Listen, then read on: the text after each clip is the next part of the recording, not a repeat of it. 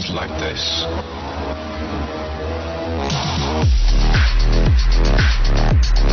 Hello, viewers and listeners. Today we are talking with the founder of the US Transhumanist Party, Zoltan Istvan, about universal basic income.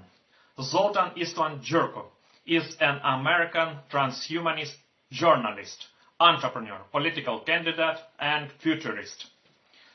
Formerly a reporter for the National Geographic Channel. Now he writes futuristic, transhumanism, secular, and political themed articles for a major media including the New York Times, Vice's Motherboard, Wired, the Huffington Post, TechCrunch, and Newsweek. Zoltan regularly appears on television and video channels to discuss futuristic topics. He is widely perceived as one of the world's most influential transhumanists and believes transhumanism will grow into a mainstream social movement in the next decade. Also, he is author of the Transhumanist Wager, philosophical science fiction novel. The link on the US Transhumanist Party website will be below the video in the description section. And now I want to show you Zoltan's short video from the last US presidential election campaign. And after will be our conversation. Hello everyone, my name is Zoltan Istvan and I'm running for president as a Republican.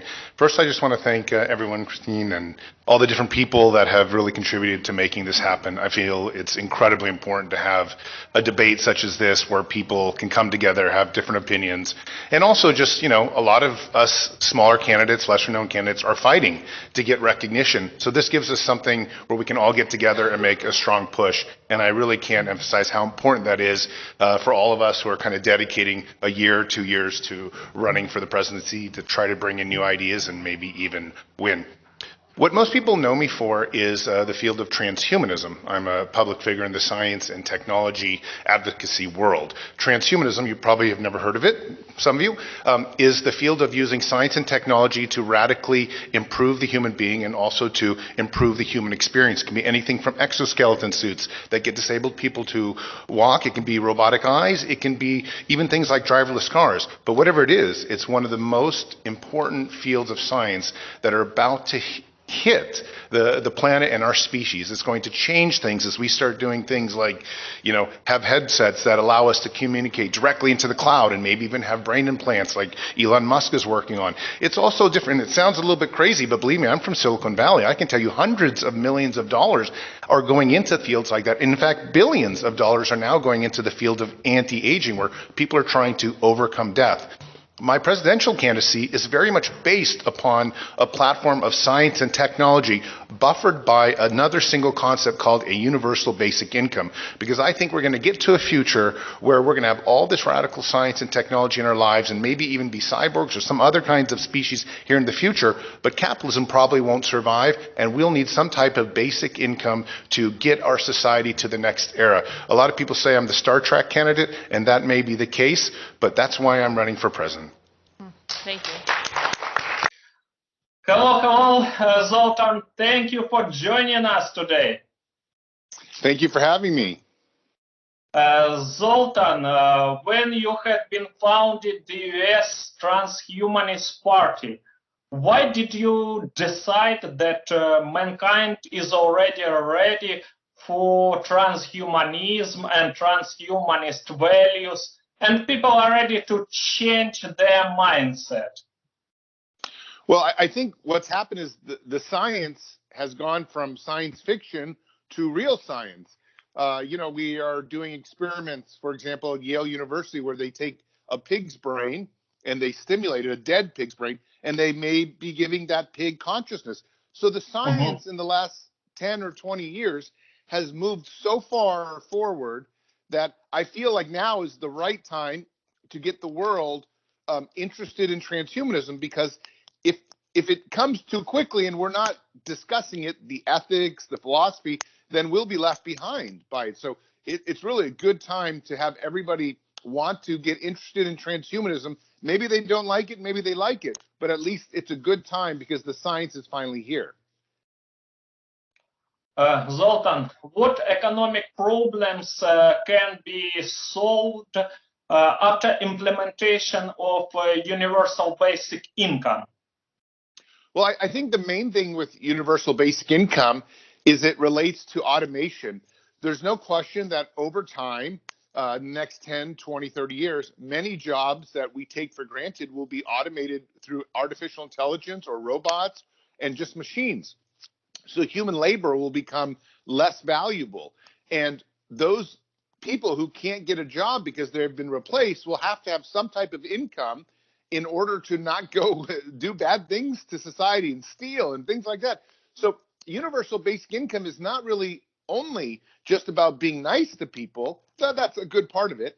It's really about actually trying to keep society stable in the age of automation. Now, of course, there are benefits to universal basic income too, like people will have more time to be creative, people will have more of a life of leisure. But I think its real goal, for me at least, is that it keeps society stable, keeps people fed so they're not hungry, and housed so they have housing and stuff like that. So society can continue to evolve into the transhuman future without a bunch of civil wars.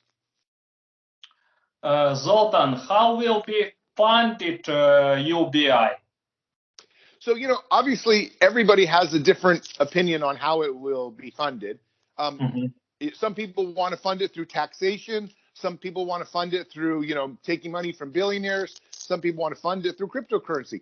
My version is called the federal land dividend. And for example, in the United States, 50% of half the United States is empty federal land. So I have proposed that we would give these lands, or lease these lands, not give, to big companies or people who would therefore pay rent on that land and be able to make money from the land. But the rent that they pay, and we're talking, millions and millions of acres, would be able to pay every American approximately $1,300 to $1,400 US dollars a month once all these lands were leased. Now, that might take 10 or 20 years to get to that point. Maybe in the beginning, the UBI will only be a few $100s, but hopefully over a decade, it would grow to be 1,000 and more. And this would be enough money to at least create a line where people have enough food, people can afford housing, people can do other things. And this doesn't raise taxes. So my plan is, in what we call in the United States, is bipartisan. It is both a plan of the left and a plan of the right. And it combines things together because it helps the people, but it doesn't tax anymore the people at all. So the federal land dividend works in the United States. It also probably works everywhere else in the world that has federally owned lands by their own government. So the same thing could be working in China, same thing could be working in Russia, same thing could be working in Germany, where there are lots of federally held lands. So, I mean, this is my plan for universal basic income. Great, perfect. Zoltan, some people are afraid that UBI can lead to inflation. UBI can be cause of high level of inflation. Yeah, I think, this is definitely the case. So there's no question, for example, when Andrew Yang came out and wanted to do his $1,000 freedom dividend, that, 4 years ago, $1,000 sounded pretty good, but $1,000 is less now. It's about 15% less than it was 4 years ago because we've had so much inflation. The reason that I like my plan, the federal land dividend for a universal basic income, is the leasing of these lands would be tied to the prices that they are generating in income. So even if inflation did happen, the UBI would go up at the exact same pace. It's because it doesn't go up based on whether the rich get richer or the poor get poorer. It goes up based on the value of the commodity prices of the land itself, which is kind of a universal. It's like if people get wealthier, so does the land. If people get poor, so will prices of the property. So in my case, I think inflation doesn't fight too much against universal basic income. I think, though, if you were going to have a UBI based on taxes, you do have to worry about inflation, and that becomes a major concern.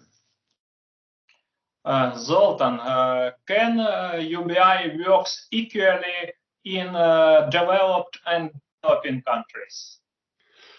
Well, I think how these things work out is always up to the government. If you have people that are really a good, let's say, leader, and they insist on distributing the money evenly to people, then it will work, even in a very corrupt country. But if you have somebody, politicians who maybe have some what we call cronyism or corruption, they may want to take some of the money, be less money for the people. I think, again, this is why I like my policy, which is based on federal land. You really can't cheat federal land. There's only a certain amount of it out there, and you create agreements through the leasing of this land, and therefore it's almost like NFTs. It's sort of built into what it is. You can't do more or less with it. So I think my UBI version is a lot safer in terms of it working for both the rich, the poor, and for everybody in between. You can't really cheat it. However, I think some of the other UBI systems out there, they leave a little bit more open for corruption. But I think those can also be handled properly. It's just a matter of you have to have very strict rules so that the government can't lessen the UBI just because it wants to, or give it more to its friends than it wants to. It has to be, UBI is universal. It has to be universal to all the people. Zoltan, does UBI increase GDP? I definitely think UBI would increase GDP. There's really no question about it. In the same sense, we saw what happened during COVID.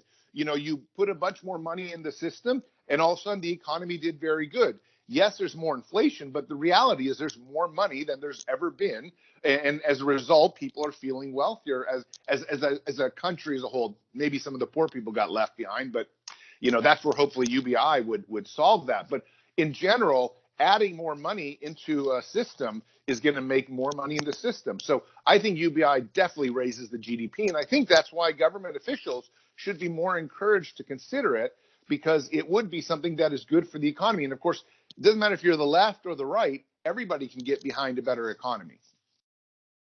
Zoltan, the US authorities actively experimenting with UBI. What results do they already have? Maybe you can know and share with us some inside information what they write in their reports about UBI. Sure. Well, for example, where I live in San Francisco, there's a system in Oakland, and there's no question that if you take money and you give it to people who don't have it, they do better. That their lives are better. They can spend it on food. They can spend it on amusement, go to different types of movies and things, culture that they may not have been able to afford before. So every single UBI system that's out there right now has shown to contribute towards the well-being of the family that's receiving the UBI. And so far, it seems to be doing a good job of replacing welfare services. So like in the version of my UBI, federal land dividend, you would basically completely replace any kind of welfare system, because the UBI is the welfare system, except this one doesn't it doesn't require taxes.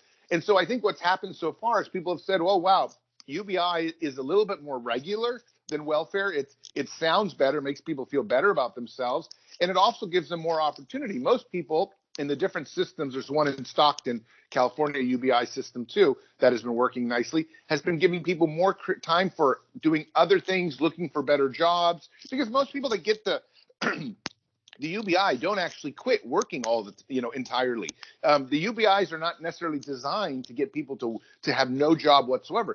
It's just designed to get them to feel secure about their life and then be able to decide how to take their life to the next level. I think most people with UBI are not going to necessarily just go on a beach in the Bahamas and just play guitar. They might do that for a year, but I think most people are going to say, wow, I have money. What can I do with that money? How can I make more money with it? That's what usually happens. And I think that's one thing that's underestimated about UBI, is that it's actually a financial incentive to do financially better and in the long run. So it can take you from kind of the low class to the middle class. But once you get to the middle class, you're already starting to look at the high class. And this is the nature of giving people money. It's kind of like a parent giving money to a child when they just are finishing college. You give that money to your child because you want them to do better in hopes they will do better. And I think UBI is very similar to this. We give it to people so that they can go further, and that in the long run helps the country overall. So the stories right now that I'm hearing in the different UBIs in the United States are doing exactly that. It's not only giving people food and shelter, it's giving people the opportunity to find the kind of jobs that they want, that they can thrive at. So in the long term, they're actually better taxpayers, they're actually better citizens, they're actually better people that the country wants to have. So far, every UBI story I've heard has been basically a success. Great, great. Zoltan, there are a lot of critics of UBI. They criticize almost everything what concerns UBI. What answer you'd like to give them? Well, I think the main thing is what I just spoke about, which is the idea. People think that when you give free money to somebody, they're just going to do nothing with that free money. And I tend to think that's not the case. It's possible, truly, that some people, for a little bit of time, won't do anything with the money. They just take it and relax, whatever. Or maybe, in the worst case scenario, they even buy drugs or whatever with it, and they kind of worsen their life. But largely speaking, I think most people that get free money end up over time, maybe a period of a couple of years, to say, well, how can I make more money with this money? And that's when the capitalistic juices get flowing. People seem to think that universal basic income is like a socialist agenda. I don't think that at all. I think it's very much a part of emerging of new types of capitalism, a capitalism that's a little bit fairer to the average person, but also that's betting on the future generation that has a good floor of money underneath their feet to jump to the next stage. And so the critics, say, UBI makes you lazy. But I think far from it. The studies so far, as well as the real life scenarios happening here in California, show that people that get UBI actually have better lives and end up wanting to become wealthier through that base of original money that they got. Zoltan, in your opinion, how soon the US get rid of paper money from circulation? It's very tough. I think the United States will be probably one of the last places to do it in the world, and that's because, the United States dollar is still the Federal Reserve kind of world currency, world reserve currency. I think though it's going to happen. There's no question that we're going to go to an all digital money. It's possible that cryptocurrencies will take over in 10, 20 years or become much more dominant, at least as an alternative form. I don't think all the coins will survive. I think most will probably fail. But I do think there's a good chance at this point that the decentralization of money and some type of digital currency that's similar to Bitcoin will thrive and probably become one of the de facto currencies of the world, especially if they can figure out how to make it so it uses less power, which they will. These technologies will improve. So I think the time of hard currency is coming to an end. But I don't know if that necessarily changes what the value of currency is. The value of currency is that you and I can trade with one another. You get some gain, I get some gain. It really doesn't matter what the form of currency is. It's really the intention. Are we playing by fair rules? And do I give you value and do you give me back value?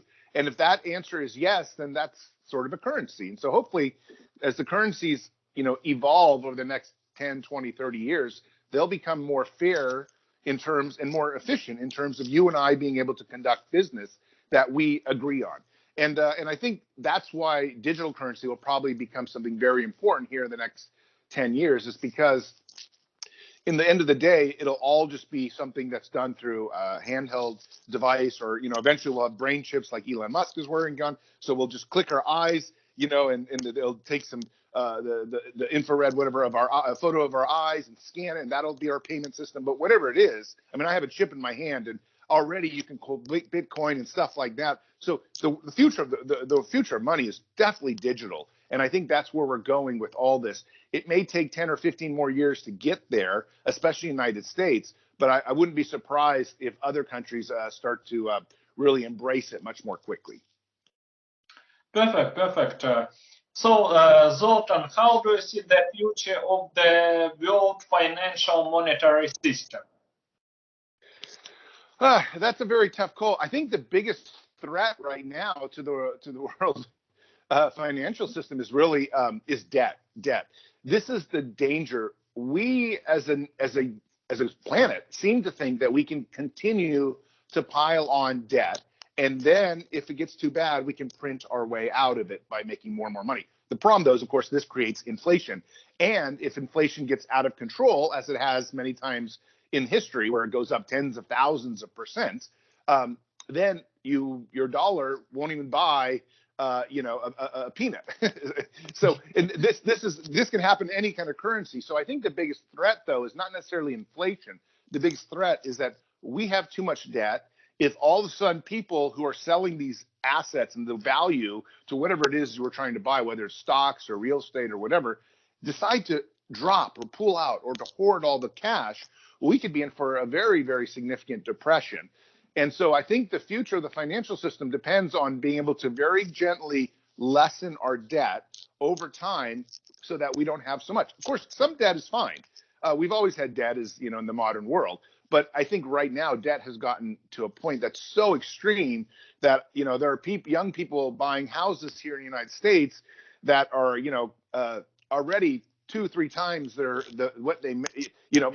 net worth, and probably 10 or 15 times what it is that they can expect to bring in take-home pay. And this is something that's unprecedented. It's never happened before. And if the value of those houses or the value of whatever those properties go down, they're not going to want to pay that. So the whole thing could collapse in the style of what we saw in 2008. Now, maybe governments can print their way out of it, print new money, but it doesn't always work that way. Then there's that inflation check. So I'm a little bit worried right now about the financial system. I wouldn't be surprised to see a stock market, I don't know if I want to say crash, but something that collapses 25% in a matter of weeks. That would kind of take us to more reasonable levels. And the same thing with probably real estate prices in some areas. But they're coming up with so many new inventions. I live in San Francisco, Silicon Valley area. There's so much new ideas, and you can make so much more money on those new ideas. So maybe I'm a little bit too pessimistic, and maybe there's actually reason to be optimistic. But one thing all nations have to be careful of is the growing amount of debt. It's just gotten to a point that's so high because of COVID and printing so much money that if anything goes wrong, we as a society could fall very quickly in a financial way. Perfect. Zoltan, what's your message to people? Well, my message is if you, like me, want to live longer because you love life, you need to get involved in transhumanism. And transhumanism is a social movement of people, of scientists and academics, and just regular people trying to make the world a better place through using radical technology in our bodies. And its main number one goal is to try to extend life, to make it so we can actually overcome biological death. And I'm very much involved in it. If you want to find out more, just Google, life extension, immortality, Google my name. I'm studying at Oxford University right now about it. So there's amazing things happening in the field. And if we're all work hard enough, hopefully next 20, 30, 40 years, we will be able to overcome biological death with science. And that'll be a great day for all of humanity, I think. Zoltan, thank you so much for your valuable time, and thank you so much for being with us today. My pleasure. Thanks for having me.